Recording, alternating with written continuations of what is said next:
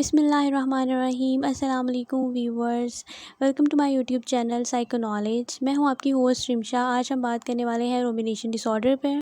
सबसे पहले हम बात करेंगे कि रोमिनेशन डिसऑर्डर होता क्या है। Rumination disorder is defined and exclusive repetitive thinking about the same event. इसके अंदर पर्सन जो है वो चीज़ों को रिपीट करता है और बार बार रिपीट करता है, मतलब खाया हुआ खाने को दोबारा खाने की कोशिश करता है। खाए हुए खाने को कह करके निकाल देता है और फिर दोबारा उस प्रोसीजर को स्टार्ट करता है, फिर खाता है, फिर कह करके निकाल देता है। ऐसे ही वो प्रोसेस जो है वो रिपीटली करता चला जाता है। तो नेक्स्ट हम बात करते हैं इसके ओवरव्यू की। इसके अंदर एक चिल्ड्रन जो है या एक इंडिविजुअल जो इस डिसऑर्डर में मुब्तला है वो खाया हुआ खाना दोबारा खाता है, कह करके निकाल देता है। ये देखने में बहुत ज़्यादा गंदा लगता है। अगर बच्चा ये हरकत किसी के सामने करता है, किसी इंडिविजुअल के सामने करता है और वो पर्सन जो है वो बच्चे को डांट डपट दे, उसको मारे, तो बच्चा जो है वो डिप्रेशन और एंजाइटी का शिकार हो जाता है, या फिर उसके काफ़ी हद तक चांसेस होते हैं उसको डिप्रेशन में जाने के या एंजाइटी में जाने के। बच्चा जो है वो क्या जानबूझ के करता है, जिससे उसको दोबारा खाना खाने में, चुबाने में,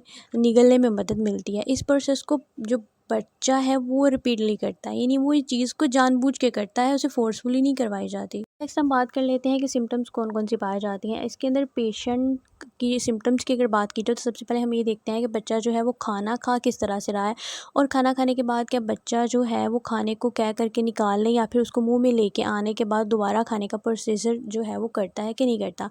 और पेशेंट के पेट में दर्द रहती है, फीलिंग ऑफ फुलफिलनेस, जो इंडिविजुअल है वो उसका पेट भरा भरा उसको फील होता है। इसके अलावा बैड ब्रीथ होती है, उसके बच्चे के जो है सांस से या उसके बोलने में स्मेल आ रही होती है। नोज़िया। इसके अलावा जो पेशेंट है उसका वेट बहुत जल्दी से बहुत रैपिडली लॉस हो रहा होता है। Exclusive thinking about painful topics. एक पर्सन जो है वो लगातार अपने पेनफुल टॉपिक्स के बारे में सोचता है।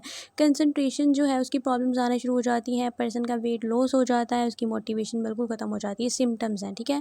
उसके अलावा उसको लॉस हो जाता है इंटरेस्ट में। इसके अलावा वो पेनफुल टॉपिक्स पे बात ना कर सकता है, ना सुन सकता है। Excess fatigue and excess living. Person जो है वो थकावट का शिकार रहता है। इसके अलावा उसको बहुत ज़्यादा नींद आना शुरू हो जाती है। नेक्स्ट हम बात कर लेते हैं इसकी कॉजेज़ की। कॉजेज़ में सबसे पहले आ जाता है नेगेटिव चाइल्डहुड एक्सपीरियंस। अगर बच्चे को बचपन में नेगेटिविटी का सामना करना पड़े, उसे निगलेक्शन का सामना करना पड़े, या फिर उसके सेपरेशन ऑफ पेरेंट्स का सामना करना पड़े, तो भी बच्चा इस डिसऑर्डर में मुब्तला हो सकता है। लोअर इमोशनल इंटेलिजेंसी भी इस डिसऑर्डर की वजह बन सकती है। तो जी व्यूवर्स, ये था हमारा आज का टॉपिक, रोमिनेशन डिसऑर्डर। अगर आप मेरे चैनल पर नए हैं तो चैनल को सब्सक्राइब ज़रूर कर दीजिएगा। अगर आप पुराने हैं और चैनल सब्सक्राइब नहीं किया तो फिर भी कर दीजिए। मिलते हैं अपने नेक्स्ट वीडियो में। अल्लाह हाफिज़।